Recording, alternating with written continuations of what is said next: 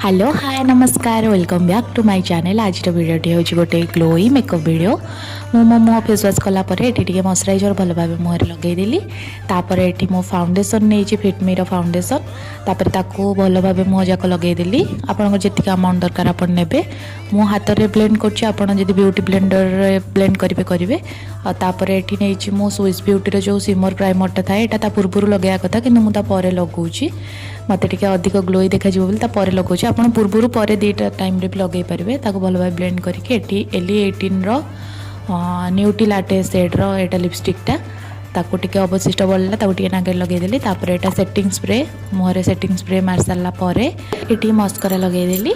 Mascara टिके भल भाव लगे दे सारापर तापर एबे मेन जिनसटा हूँ टिकेली। टिकेली लगेदेला पूरा लुक कंप्लीट पूरा मुह चेंज। तापर ये आईलाइनर टिके आईना देखी लगेदेली तो मो लुक कंप्लीट। ये केते ग्लोई देखा मो मुह देखो। वीडियो को लाइक शेयर एंड सब्सक्राइब।